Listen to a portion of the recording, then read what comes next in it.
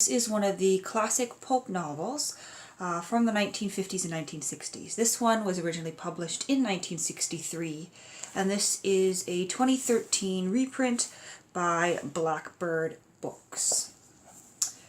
Now this is by far one of the darkest lesbian pulp novels that I have ever read. In fact, it's so dark that some people even refer to it as noir lesbian pulp.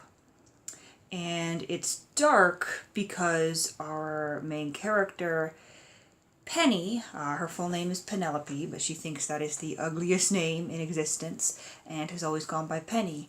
Our main character, Penny, is absolutely despicable to the point where she is physically harming people and manipulating people and lying to seduce women. She is that kind of character, and you can definitely tell that our author, Jessie Dumont, has designed Penny for us as the reader to despise, to hate. She is the bad guy, so to speak, and we are supposed to feel fear for her latest love interest, Bernice, who is this straight woman who shows up in Greenwich Village.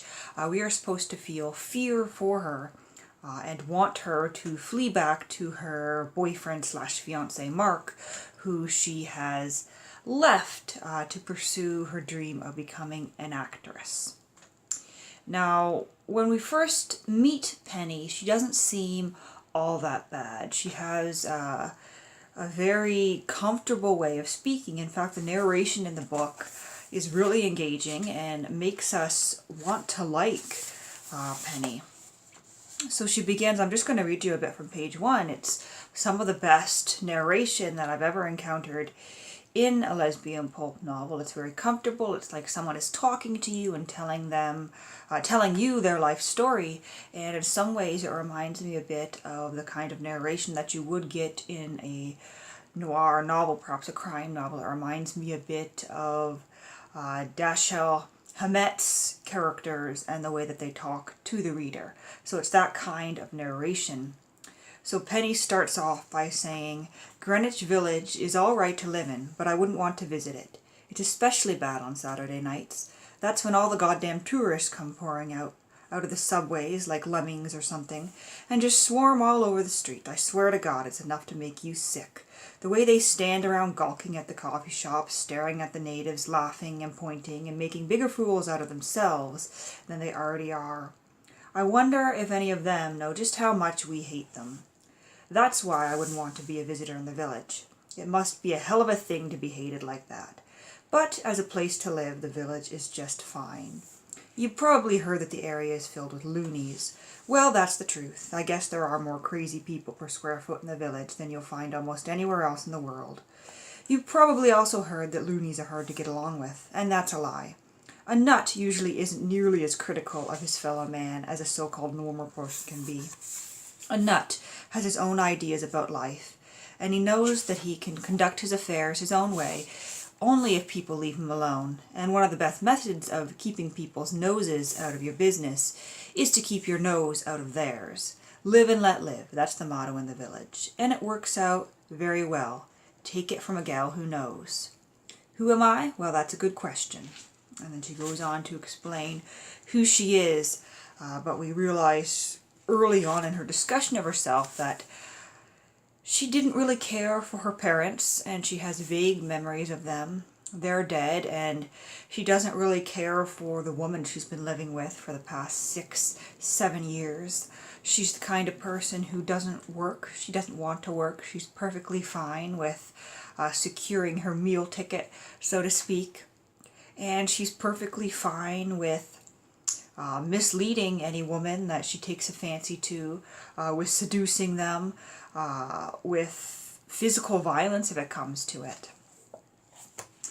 But she is an intensely interesting character to read about just because she is so good at getting what she wants. And Bernice is painted as the victim here. What I didn't like about it, though, was is the way that Bernice exits the novel. Now, this isn't much of a spoiler here because a lot of the novels of this era did have that unhappy ending, and this is one with one of those unhappy endings. And so, although we don't get it straight from Bernice's mouth, it's hinted by another character in the novel that Bernice has gone back to her fiancé Mark because, oh my goodness, she was straight. She wasn't a lesbian after all. So this was written in an era when there really was no notion of bisexuality or anything in between. You were either straight or you were gay. And it's hinted that, Bernice, well, she was confused for a moment. She thought she was gay, but it was just confusion. And then she came to her senses, realized she was straight, and that's the way she should be, and she went back to her boyfriend Mark, who isn't painted in the best light either.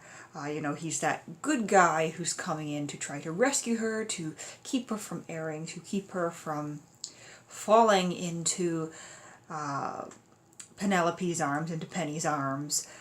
But Mark is also the kind of guy who has no problems with punching a gay person out.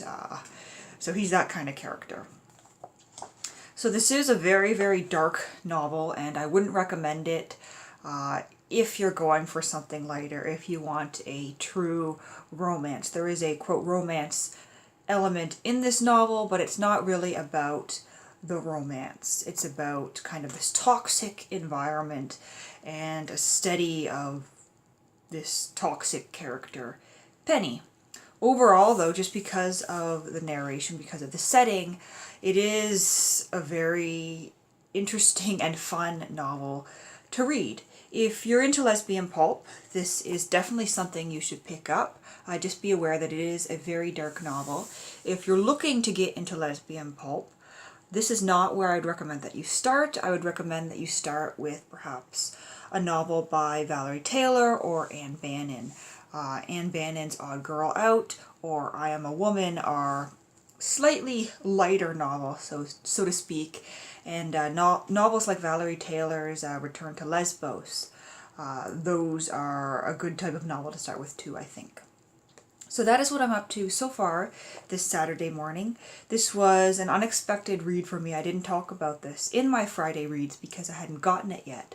I had ordered it off Amazon because I saw it for a reasonable price, under 20 bucks. And so I ordered this and it arrived yesterday. And I decided to read it first thing this morning, but now I'm going to jump into Thomas Harris's novel Hannibal that I did intend to read right off this morning.